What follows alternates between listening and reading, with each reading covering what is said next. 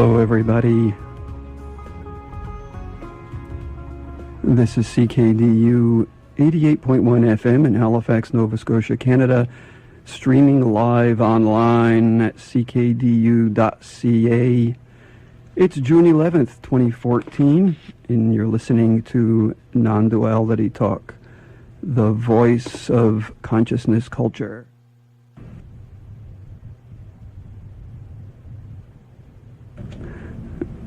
I'm Jerry Katz. My guest is Mary O'Malley. Hi, Mary. Hi, Jerry. How are things you're in Washington State, right? I'm in Washington State, and I'm sitting in the morning sunshine, and there is blue sky, which is not always that way in Washington State. It rains a lot there. Yeah, it does, but I just got back from teaching in Denmark, and it's a beautiful country, but whenever you come back to the Northwest, you recognize again how lush it is, and that's because of the rain. Right. Right, Denmark. You travel around the world, right? You teach all over the place. Yes, I do. I just have a very, very wonderful life, inviting people into the full joy of being alive. And do you find that having, well, okay, I'll quote you, a wonderful life, just a life that you're kind of you feel you're meant to live, is that kind of a byproduct of having an open mind, an open heart? Yes, and it's also a byproduct of having been gifted, and I really, truly mean gifted, with great darkness. The first 27 years in my life, I would not wish on anybody.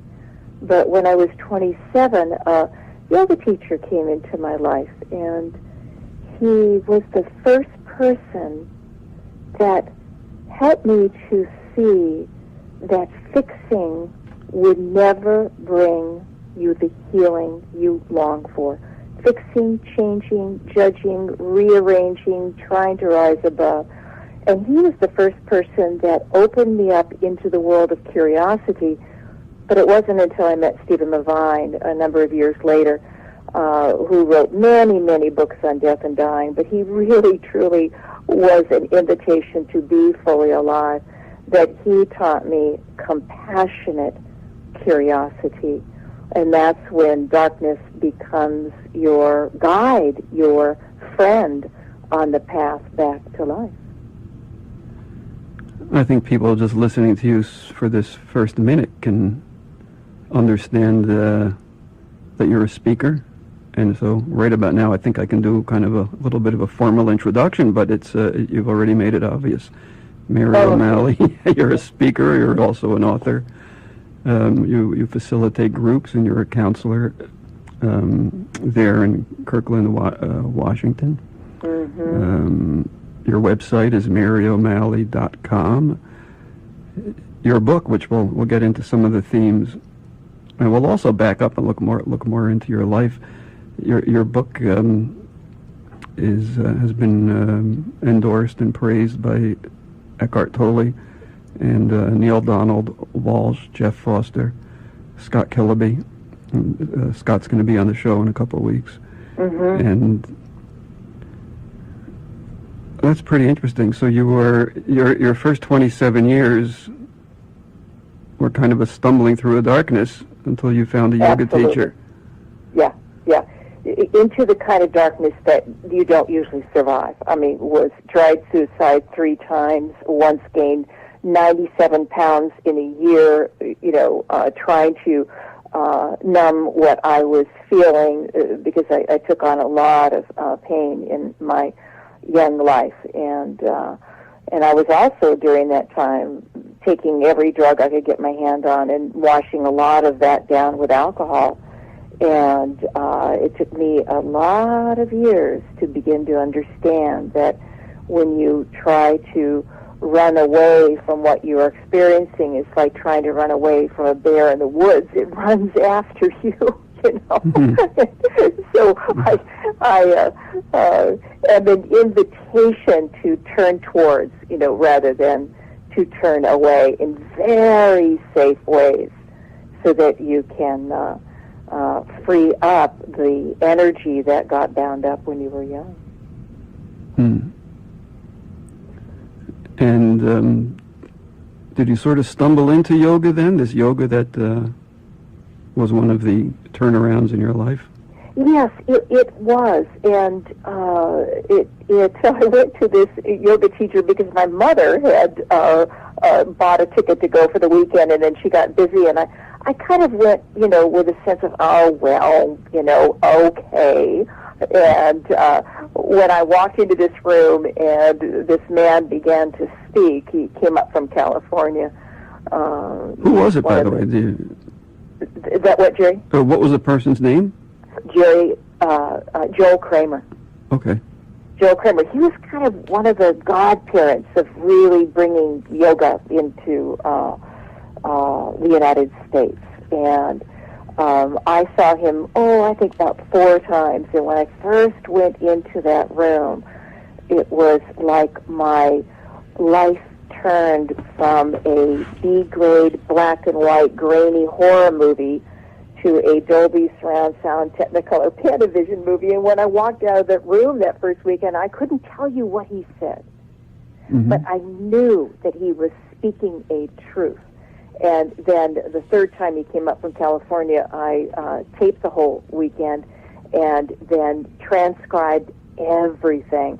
And when my house and store burnt to the ground, that book is what I grieved the most, because remembering was in that book. And so the next time he came, the last time I saw him, I said, I want to tell you what I am hearing. I want to tell you what I am hearing from you, and I want you to tell me if I'm on the right track. He said, okay. And I said, the first part of it is, in the seeing is the movement. And he said, yes. And what he meant by that is that, I was sent to psychiatrist when I was 10, and from there on, doctors, therapists, counselors, group therapy, hypnotherapy, drugs, hospitals. And it was all this attempt to fix what was wrong with me. Mm-hmm. And what he invited me into is, there's nothing that needs to be fixed, changed, there's nothing bad, there's nothing wrong. The power of your attention, not even trying to understand this stuff, mm-hmm. but to bring your attention into your immediate experience is alchemy, is where transformation is. And I really understood that in my head, but I didn't understand how to actually bring it into my life until I met Stephen Levine. And the second half of what I said to Joel all those years ago was, in the seeing is the movement until the observer and the observed become one. Mm-hmm. In other words, we do have to step back from what I call this storyteller that was conditioned inside of us when we were very young, this storyteller that generates 65,000 thoughts a day. And it is all about wanting what is not here and not wanting what is. But if you can step back and learn how to see the observer and see it with great heart, because the more you watch it, oh, that's fear rather than I am afraid, you really truly begin to see how young it is, how scared it is, and the more that you can be with it in a compassionate way, the observer and the observed melt together, and you're back into the flow of life. And Mm-hmm. that's what I was able to really begin to bring into my life when I met Stephen Levine a number of years later. Yeah, you're describing two major shifts of attention as I'm hearing it. Right. One is just an attention to the immediate experience, and then it seems like there was attention to attention itself somehow. Yes, yeah. And then becoming the space that all of the stories are flowing through. And that's not even the correct way to say it. Recognizing the space, recognizing that you are the space, Okay, so you're saying recognizing that you are the space instead of becoming the space. That's Exactly. yeah. We There's tend no to use becoming. that type of language. Yeah, but The best way to describe it is in my new book, What's in the Way is the Way. yeah. What a great title. I know, what a great title. And it certainly has been my life because oh my God, Jerry, I just thought and judged and tried to get rid of so much. And that's why I gained so much weight. That's why I went into such deep and dark depressions, because I was told you heal by trying to get rid of, fix, or understand. And that's the ultimate game of seeking. And so slowly and surely I was shown how to be with what is.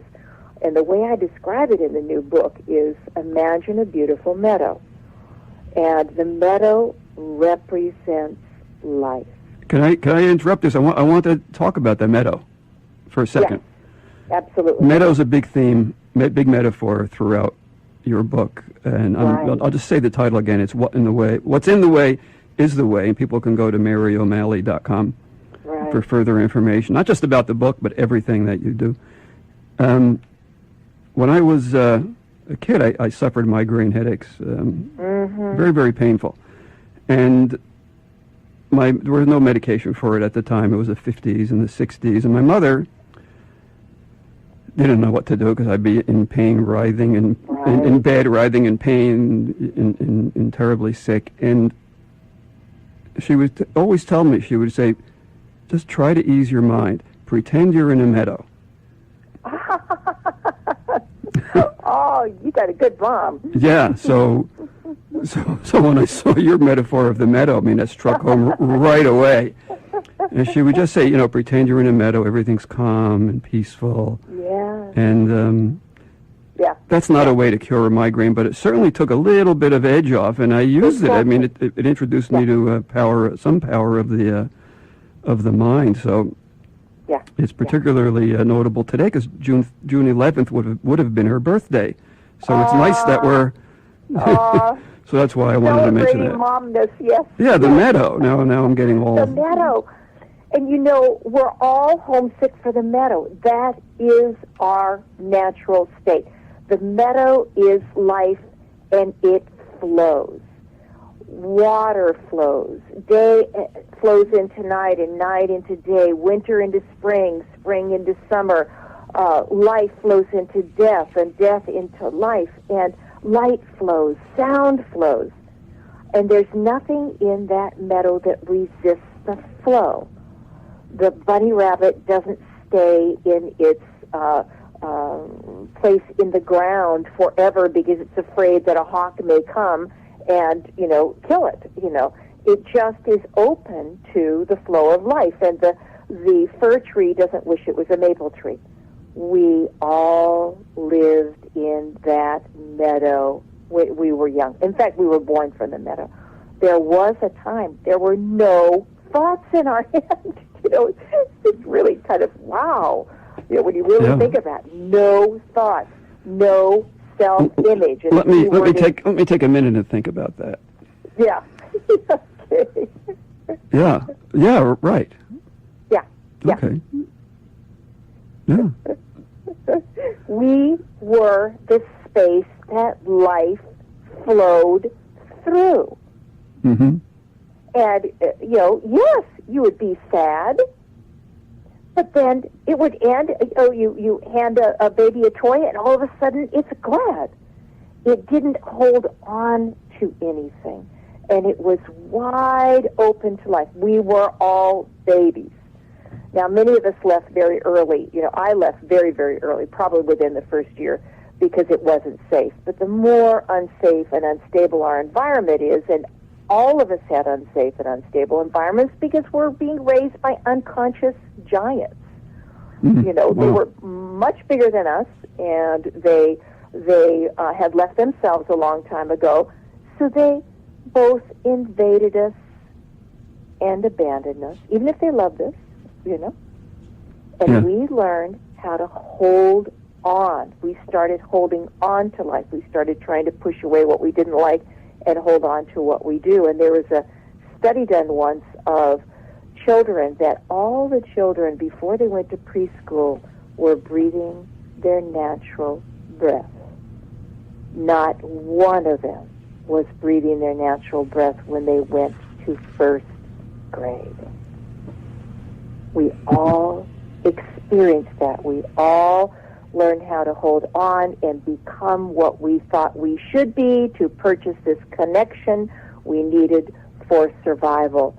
So we go back to the meadow analogy, and here we are living in this beautiful meadow, and the clouds in the sky begin to stop flowing through the sky, and they begin to lower, and they whirl and swirl around you. And you begin to think about life. You get caught in what I call the bubble of struggle. We all did this. And the key is, in this whole metaphor here, the key is you've never left the meadow. You just think you have. Also, you trying to get back to the meadow is more bubble of struggle. So what I learned, having taken on great darkness, so I had a lot of good fuel there, was life showed me how to be curious about my bubble of struggle, how to be curious about dread. Oh my goodness, I lived in dread so much. Aloneness, loneliness, despair, helpless, hopeless, no way out, extreme self-judgment. And it was when I could begin to be curious. I wasn't trying to get back to the meadow. I let life put me in situations to wake up what I call spells. That's what the cloud bank around you is made out of. That I began to be curious about these spells, and slowly and surely my attention, just like the morning sun burns away the fog, my attention dispelled the clouds of these spells, of this extreme self-hatred.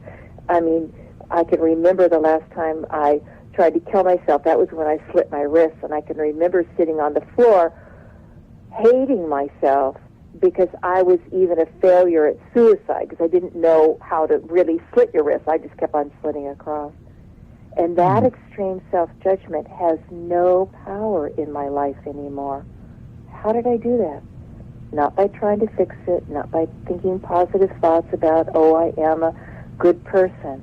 It was by being curious, being able to relate to these stories that I took on when I was young, rather than from them.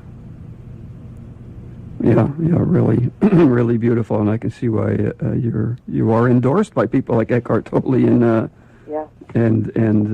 who's the other guy with the three names? Neil Patrick. Neil Donald Walsh. Barnard. I can never. If someone has three names, I'm lost. I can't. Neil Donald Walsh, who wrote Conversations with God. Yes, exactly. And exactly. And he loves you. He says you're one of the great, extraordinary teachers of our age, and we're. That was a little hard to take in, actually, if the truth be But all I know is we're having a conversation with Mary, so that's good. We're doing okay with that. I was walking here to the station. It's about a 40-minute walk, and I passed by a store that sells baby things. I don't know. I'm not involved in that, so I don't pay too much attention to it, but things for babies.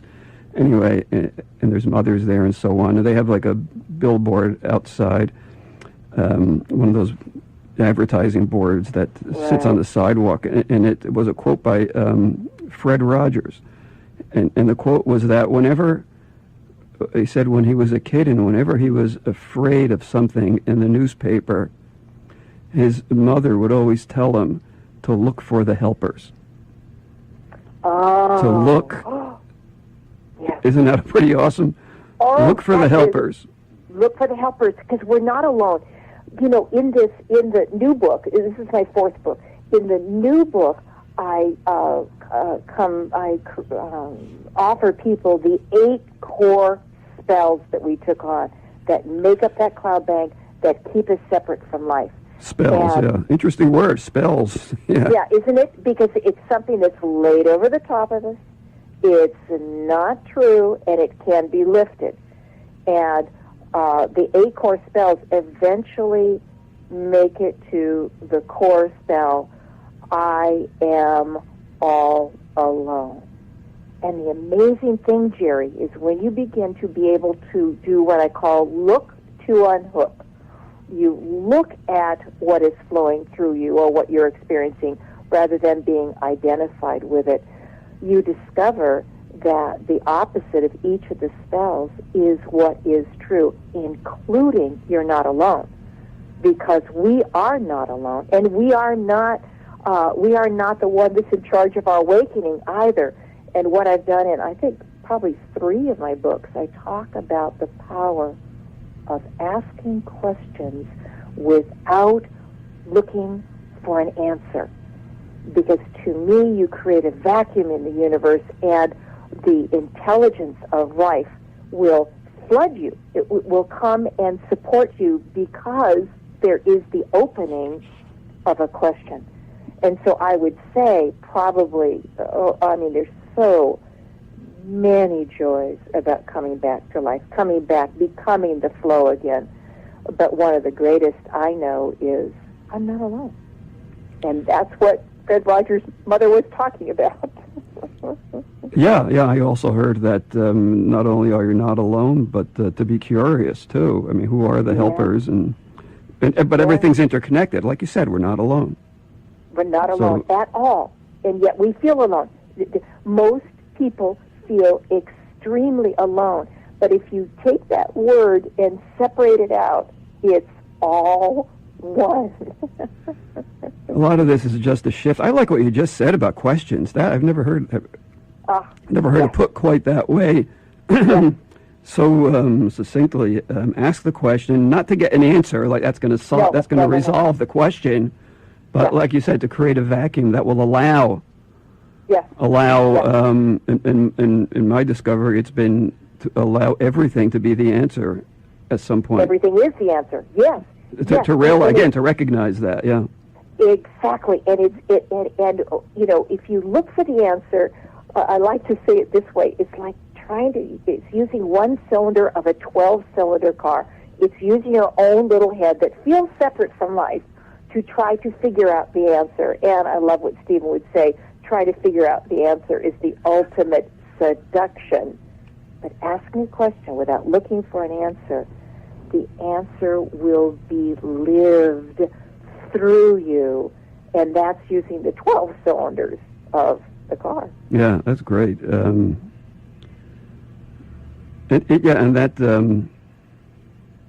that offering that everything is the answer. I mean, that's not the answer either, because it's put into words, it's made into a sentence, and it's put out there. Yeah. But it's just a pointer. Yes. Yeah. So I hear that you live from the excitement, the enthusiasm of all this, of all these pointers. Oh, yes, and the joy of being fully alive, of entering the flow again. You know, I'm sitting here in the sunshine, I'm looking out this window that I see all these, I see an oak tree, and I see a pine tree, and I see a cedar tree, and, and this blue sky with the little puffy clouds, and everything is so alive. And it was Alan Watts, the great Zen philosopher, that said, no matter how many times you say the word water, it will never be wet. And this is what we long for. We long for wetness. We long to be able to use our mind, because it's an exquisite tool, but not be identified with it. And the more that you can look to unhook, the more you come back to life, and you see that everything I'm looking out of my window and seeing was created out of stardust. And so life really knows what it's doing. When we're in that cloud bank, we lose sight of that. We are terrified of, as Pema Chodron said, relaxing into life. That's her definition of enlightenment. Relaxing back into this flow. And that's what we're hungry for. Yeah, and there's just so much to take our attention, and yet, Yes. again, you've pointed to what to do with that Yeah. stuff. Basically, pay attention to it, Yeah. and be Yeah. curious about it. Yes. Yeah. Look for the helpers, maybe. Yeah. And this came in one fell swoop, Jerry, while I was writing the book. Life is set up to bring up what has been bound up, so it can open up to be freed up, so we can show up for life.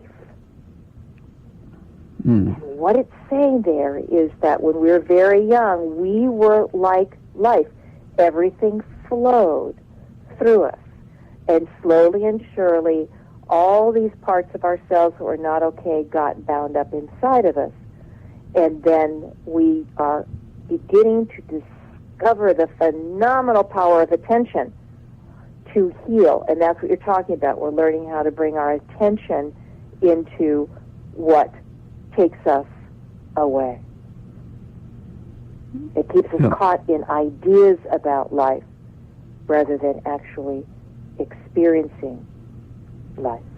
And there's a wonderful quote. Joseph Campbell, he's the man that did the series on myths that was so popular for so many years on our PBS stations. And he put this on the first page of his book, The Power of Myth. And I put this on the first page of the first chapter of my first book. And he says, people say that what we're searching for is the meaning to life. I don't think that's what we're searching for at all. We're searching for the experience of being alive, so that our experiences on the physical plane resonate in our very innermost being, and we again know the rapture of being alive. So that's what this work is all about. I can't tell you how many people have come to me and said, I know about the now, but I don't do very good at being in the now. I'm a failure at being in the now. Of course, that's the mind trying to get to the now. Yeah, and I say, what's in the way is the way. Get to know all of these spells that you took on and thin them just like the sun thins the fog. And then there's life. I think I should give my father equal time because when we were kids and we watched something scary on television, some horror movie, The Mummy or something like that. Right. And we'd be watching it on our black and white television, and right. And my father would see, that we were scared. We were scared. The mummy was coming and walking with his arm out or whatever. Right. And he would see how scared we were, and he would say, just imagine that the cameraman's there, and there's people handling the lights and the the sound, and just trying to get us to step out of the fear. Right. Of course, it takes you out of the pleasure of the movie too. But again, there he was pointing to the helpers. Exactly. Yeah. And I guess we can do that with the fear in our own life. Absolutely. And look at the cameraman and the sound and the lighting and the script. Yeah. The way that it's almost the same thing, but it's a little bit different. The way I sometimes describe it is, imagine you're in a theater and there's this play going on, and let's say it's a very scary place. Sometimes it can be a sad place. Sometimes it's an angry place. Sometimes it's a play that's all about shame. But let's say it's a really scary play, and you find yourself completely absorbed in the play. But the more you wake up, the more curious you get about what the storyteller is doing inside of you. You find yourself sitting in the theater watching the play, beginning to realize you are just watching a play. And, when we take it inside of ourselves, we are just watching spells that were conditioned inside of us that we absorbed, just like we absorbed language from our parents. We absorbed it from our parents. They absorbed it from their parents. And the more that you can watch the play and know that life puts you in the exact situations you need, in order to see the spells that you took on when you were young, the more you begin to see, oh, I'm sitting at a theater, and you can leave the theater and go outside and play with life. And I guess Shakespeare was so great at the revealing that we're all actors on the stage, Exactly. and yet he also showed how artful life could be. I mean, who in literature has been more artful than Shakespeare? Yes, yes.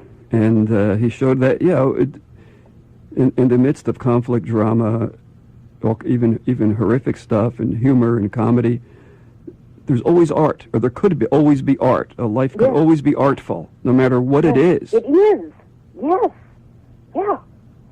I mean, it is. I like to call it the flawless, methodical madness. When you're caught in it, it looks like madness. But I've been doing this work for 30 years now, and I've talked to probably tens of thousands of people, between individual sessions and phone groups and retreats and all of that, and then talks and traveling the world and all that, and you discover that our lives are absolutely flawless.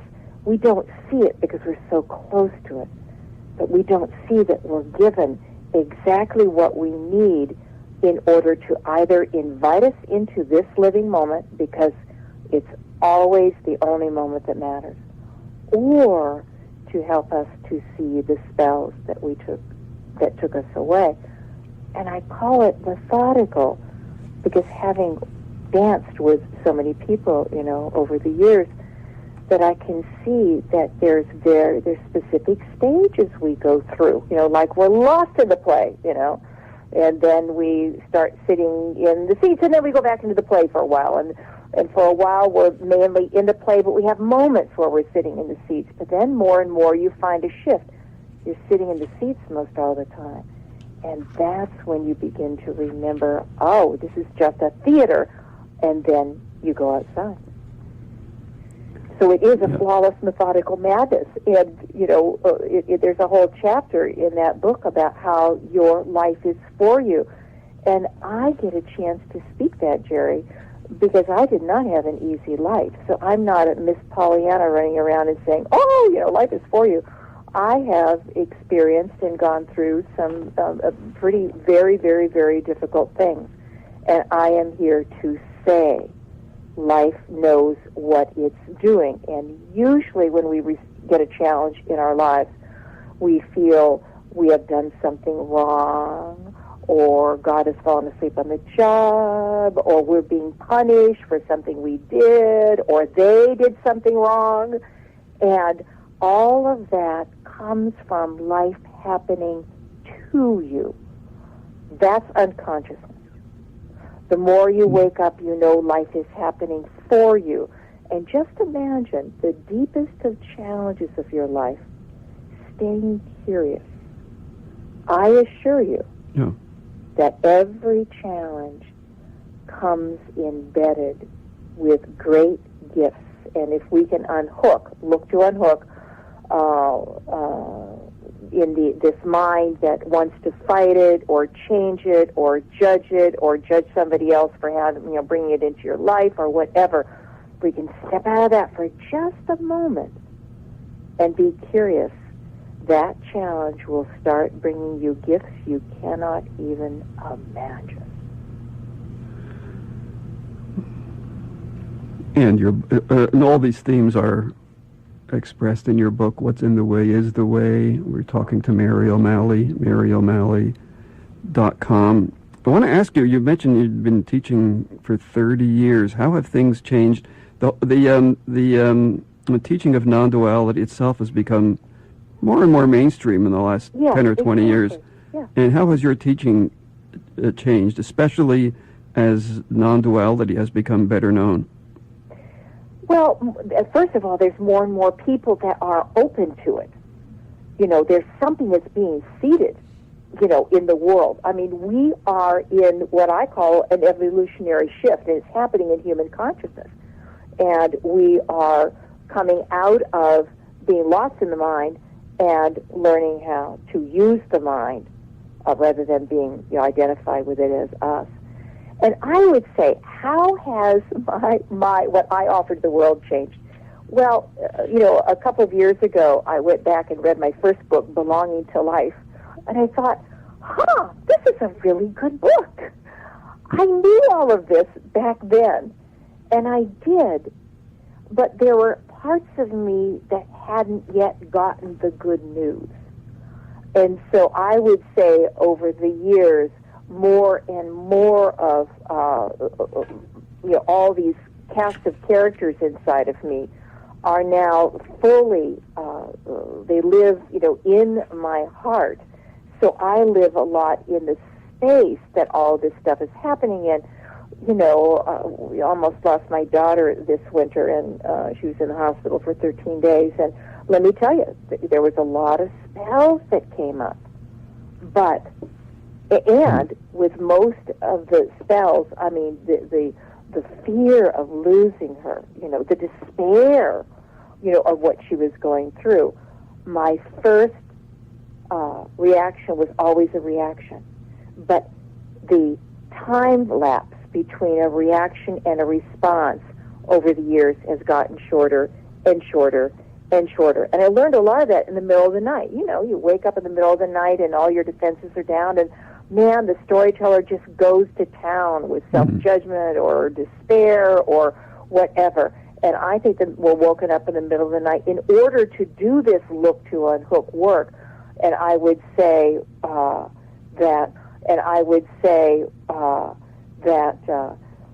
more and more reaction still comes inside of me. These are very primal things when you may lose a child, or I just had spine surgery, a few weeks ago, and it brings up really primal things in the storyteller. But that reaction wakes up consciousness inside of me now, rather than me following the world of reaction. How is your daughter? Fine, wonderful. Okay. They figured it out, and she is just doing great. Talk about moving from agony to ecstasy. But life is always going to open and close. I like to say, we want just the opening, and I say, okay, so then just keep on taking the in-breath in. You only want the in-breath, you don't want the out-breath, and you would die if you just tried to have only the in-breath.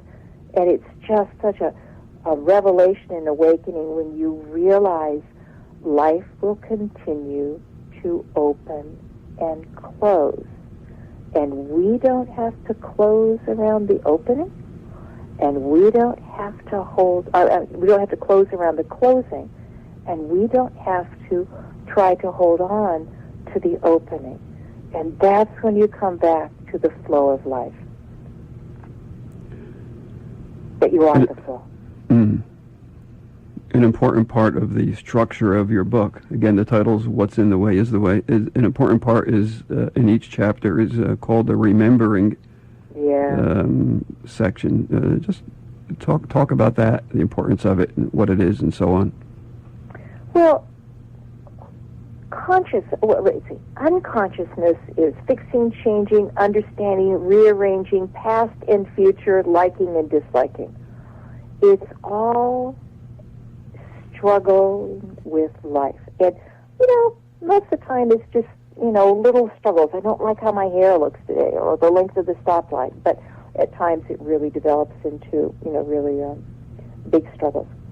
Consciousness, on the other hand, has two aspects.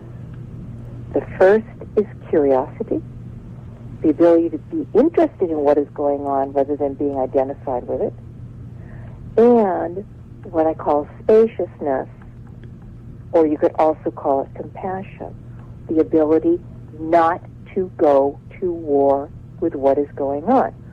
Well, we had to shut down our heart, which is our main brain, many, many years ago, and curiosity, went out the window.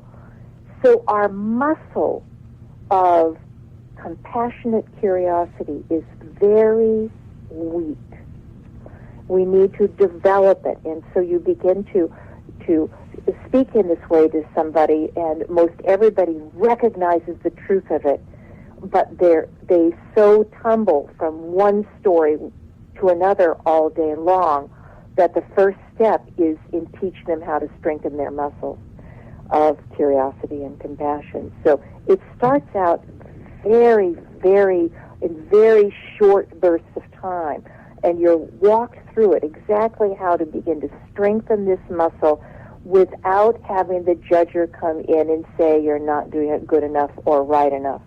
And slowly and surely, as you go through the 10 weeks, it more and more grounds you, it more and more opens you, it more and more brings you to the passionate curiosity that brings you home to life. Yeah, the book's a real teaching. Yeah. Mm. You have a section, I find, that pertains to what we're doing here. You have a couple of chapters on listening. Yes. What it is like to listen, to really listen, and deepening Yes. your listening. Yeah.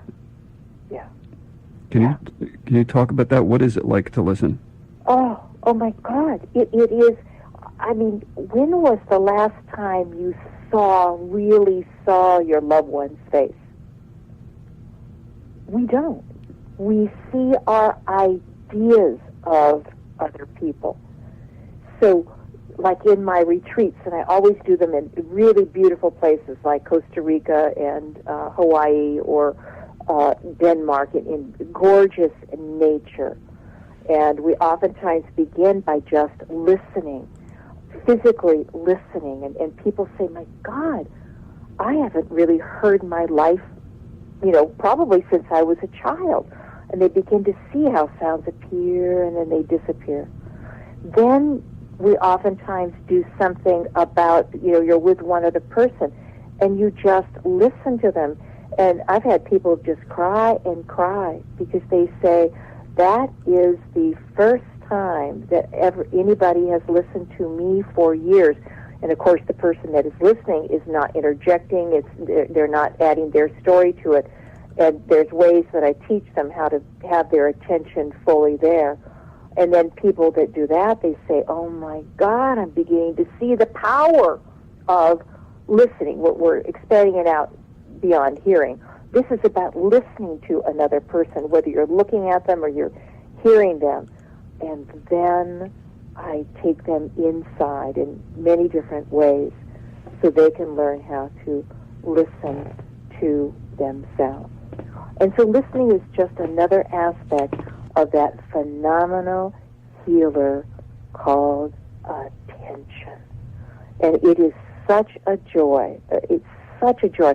I live in a little garden sanctuary, and my little porch, I live in a 100-year-old cottage under a 145-year-old maple tree. And I sit and eat my breakfast on my porch in the morning, and I just always take a few minutes just to close my eyes and listen to my life, because this moment is brand new. This is the only moment that matters. And it's all the music of life, whether it is the sound of the bird or the sound of the waterfall or the sound of the bus going by. It's all the music of life. Then I look at my food. I listen to my food. I give it my attention. And I believe that that's the most powerful grace you can do. And then when I'm done eating, I just meet myself for just a moment about just this gift from life, this sacred gift called food that is a gift from Mother Earth, which really is a gift from the sun, now is becoming a part of me. So that is the joy of listening. And we are very, very cut off from the healing power of listening, whether it's listening to life, listening to another person, or listening to ourselves. There's just so much taking our attention. I mean, I'm sitting here listening to you, but yet I have to look at the time, and I have to... Exactly. look at possible ability for next questions, but at some point I said, well, the heck with it, I don't care about any of that. Exactly. So I'm just closing my eyes, and I just don't care what to ask, what comes up next. Exactly, Jerry. That's it. That's it. My agent once asked me, "Do you ever get writer's block?" And I said, "No, I don't." She said, "Well, you're about the only writer I know that doesn't get writer's block." And I say, "That's because I know I'm not writing it." And that's the joy of coming back to life. You know, that we get back to Pema Chodron's definition of enlightenment: relaxing into life. And oh my God, I just got this just deep joy that just shot through my body, because it really is, you know, when your belly can be soft and your mind is curious and your heart is open, you realize life is doing life and you can relax into it. That doesn't mean that you don't do things. But what it means is that the doing comes from a different place. It's not the mind trying to be in charge. It is life living itself as you. And it's so hard to get away from that doing, because the minute someone says, well, hey, I'm going to start living that way, there's already kind of doing coming into the picture. Yeah, you can't. You can't. That's why I say, I just led a retreat last weekend, and I said, you know, this is the most important thing I can tell you. And then something interrupted, and everybody said, wait, what is the most important thing? You can't do your awakening. The most you can do is cultivate curiosity. And yes, it feels like there's just so much happening in our lives. And that's because we have 65,000 thoughts a day, and we are identified with our stories about what is happening. But as you begin to see through the stories enough, you realize that the only thing that's happening is what is here right now, and it dances through you. A good example is that I was getting ready to pack to go and lead a retreat in Denmark a month or so ago, and I was being picked up at 2, and I had saved that morning to kind of put the business to bed and pack and wash my clothes and everything, and come to find out the night before I had carpet beetles. And so in my bedroom, so I had to wash everything. I had to, take things out of the room, and I had to, get it ready to do a bug bomb. And so this got added to these few hours that I had, and I watched the mind starting to go, I can't do all of this. And I said, all we have to do is the next indicated thing. And it became a dance, Jerry. And I would be doing this, and then my attention would be drawn here, and my attention would be drawn here. And a couple of times I had to just close my eyes. I would just be standing there, close my eyes, soften my belly again, and remember, all we need to do is show up for the next indicated thing. Everything got done at 2 minutes to 2, and my ride picked me up at 2. So there is a flow. We don't see the flow because we're so busy in our minds, and that's why it feels like there's so much to do.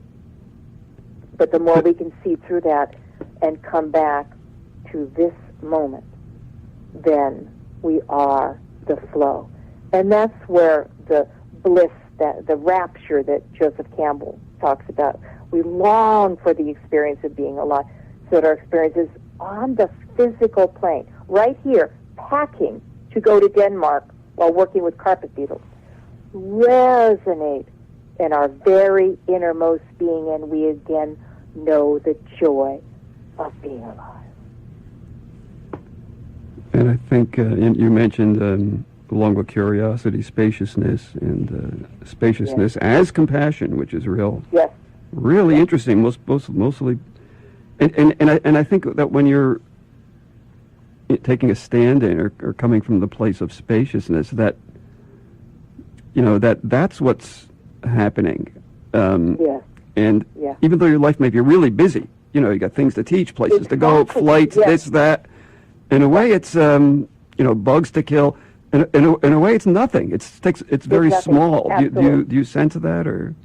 Yes, absolutely. Absolutely. We are the space that all of this is happening in. And I don't talk just about the feelings, the thoughts, the sensations. Life itself. We are the space. And that's what we're homesick for. How do you know that again? By getting to know what has taken you away, what spells have captured you and kept you separate from life.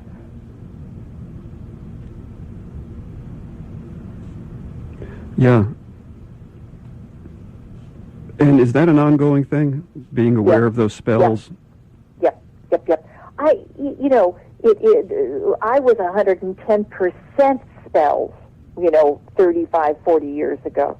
Now, spells still awaken inside of me, but they pass right through. I don't get hooked into them. And, somebody asked Stephen Levine, how long does this take? A lot of people ask me that. And I just give them his answer. It's the work of a lifetime. But what I would add, what else is there to do? This is the most important gift we can give, not only to ourselves, to our family, but to the world, to be a human being that is here for life and not acting from the spells. Because if you just watch the evening news, all of that chaos, all of that heartache comes from human beings caught in spells. Mary O'Malley, thank you very much. Website is maryo'malley.com. Yeah, I can see why people call you an extraordinary teacher. You are. Oh, you are. Really beautiful Mary. Listening to you. Thank you. It's not me. It's I. If I've done anything, I've learned how to relax, and then life moves through me. You said a couple of times that you've been in Denmark. I'm playing a Danish song. It's called Endelus, Endless by Rasmus Walter. Tell us where you're going, what you're up to, and then we'll say so long.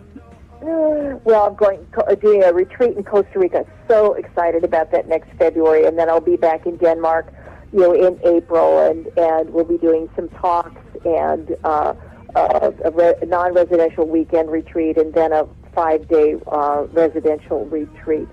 And then, of course, I have phone groups. I have international phone groups. I do phone counseling, and I'm not going to be traveling this summer. I am going to be in my garden. Oh, nice. Your book is What's in the Way is the Way, Mary O'Malley, maryo'malley.com. Thank you, Mary, very much. So long. It's been my joy. Bye-bye. Bye-bye.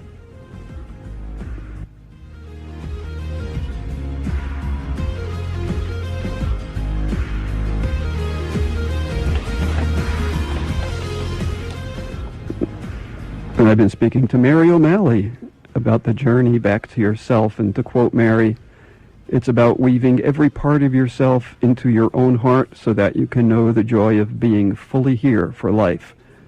Her website is maryo'malley.com. This has been Non-Duality Talk. In coming weeks, we're talking to Tatina, Joey Lott, Scott Killaby. I'm Jerry Katz.